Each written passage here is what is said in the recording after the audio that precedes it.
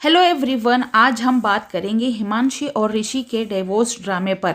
आप लोगों को पता होगा 2 मंथ्स बिफोर हिमांशी ने पिटीशन फाइल की थी कि केस को लखनऊ से जयपुर ट्रांसफ़र किया जाए और गेस व्हाट, उसकी पिटीशन एक्सेप्ट हो गई। अब सारे कोर्स प्रोसीडिंग जयपुर में होंगी। इसका मतलब है ऋषि को अब जयपुर बार बार आना जाना करना पड़ेगा और ऋषि ने कहा था कि उसके फाइनेंशियली प्रेशर बना रहेगा। एक रीसेंट वीडियो में ऋषि ने अपने ट्रैवल एक्सपेंसेस के बारे में कहा है। उन्होंने ये बताया है कि एवरी मंथ जयपुर जाना उन्हें 25,000 का पड़ रहा है और ये काफ़ी ज़्यादा अमाउंट है। फिर उन्होंने कहा है इससे अच्छा मैं बस से ही जाऊंगा क्योंकि अब ये ट्रैवल काफ़ी महंगा हो गया है। मेन सवाल ये है कि क्यों जाना पड़ रहा है।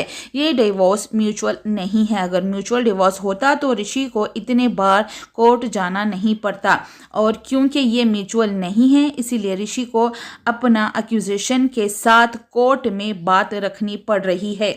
मगर हिमांशी ने अपने साइड की स्टोरी अपने रिसेंट वीडियो में रखी है और रिसेंट जो क्रिमिनल चार्जेस हिमांशी ने ऋषि के ऊपर फाइल की है, डोमेस्टिक वायलेंस और हरासमेंट के चार्जेस, ऋषि ने अपने वीडियो में बताया कि उन्हें अरेस्ट होने का डर लग रहा है। इन चार्जेस की वजह से अब ये सिचुएशन काफ़ी टेंस हो गई है और ऋषि को लीगल कॉम्प्लिकेशन को नज़रअंदाज नहीं करना चाहिए। ऋषि ने ये भी कहा, हिंट दिया है कि हिमांशी के फैमिली ने हिमांशी को प्रोवोक किया होगा या फिर उन्होंने ये सिचुएशन का फ़ायदा उठाने के लिए ये कहा है और हिमांशी ने अपने आप से ये डिसीजन नहीं ले रही है क्योंकि उनके रिलेटिव्स उसको जो है एनकरेज कर रहे हैं कि ये मौका है तो इस मौके का फ़ायदा उठा लो। अब हिमांशी ने अपने साइड की स्टोरी सुनाई है। हिमांशी ने बोला है फॉर द फर्स्ट टाइम अपने यूट्यूब चैनल पर एक वीडियो डाली है और उसमें सारी चीज़ों को डिस्कस किया है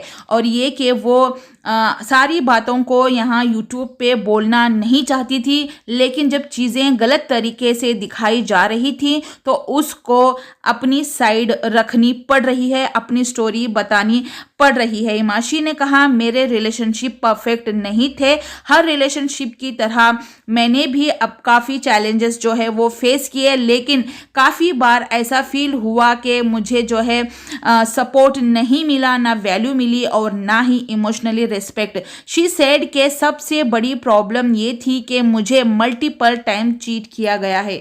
मतलब ऋषि ने हिमांशी के ऊपर चीट किया और सिर्फ एक बार नहीं, बार बार चीट किया। तो जब हिमांशी ने इस बारे में सवाल किया तो उसको क्लियरली बोला गया कि मैं तुम में इंटरेस्टेड नहीं हूँ, ना फिजिकली ना इमोशनली। एंड ऋषि ने ये भी कहा कि मुझे कोई और पसंद है। फिर उसके बाद हिमांशी ने कहा काफ़ी लोग मुझसे पूछते हैं कि मैं वीडियोस में खुश क्यों नहीं दिखती थी। उसका रीज़न यही था कि मैं खुश थी ही नहीं, मुझे जो है फोर्स किया जाता था वीडियोस बनाने के लिए, स्माइल करने के लिए और ये एक्ट करने के लिए कि सब कुछ ठीक है। हिमांशी ने कहा कि एक और चीज़ भी मुझे डीपली हर्ट करती है, वो ये थी कि मेरे पेरेंट्स से बार बार पैसे मांगे जाते थे, उन्हें फाइनेंशियली प्रेशराइज किया गया, उनके बर्डन बढ़ाए गए जबकि वो ऑलरेडी फाइनेंशियली कंट्रीब्यूट कर रही थी। हिमांशी ने अपनी मेंटल और इमोशनल टॉर्चर के बारे में भी बात की। उसने कहा कि मुझे रिलेटिव्स के सामने इंसल्ट किया जाता था, मुझे मेंटली डिस्टर्ब एंड क्रेजी कहा जाता था, मैं इमोशनली सिकली, फाइनेंशियली अपना 100% दे रही थी, फिर भी मुझे क्रिटिसाइज किया गया। शी सेड कि हर 6 मंथ में वो सोलो फॉरेन ट्रिप भी जाता था। जब मैंने पूछा तो कहा जाता था कि मुझे स्पेस चाहिए। शी सेड पहली बार लगा ज़रूरत है, जब बार बार ये चीज़ होने लगी तो मुझे लगा कि बात कुछ और है। एंड शी सेड के 4 साल तक इमोशनली मैनिपुलेशन के बाद, डिसरेस्पेक्ट सहने के बाद भी, मैंने ये सारी चीज़ें सहने के बावजूद ये मैंने डिसाइड किया कि अब और मैं नहीं सहूँगी क्योंकि मुझे यहाँ पर रिस्पेक्ट नहीं मिल रही है, ना मैं सहूँगी और ना ही मेरी फैमिली सहेगी।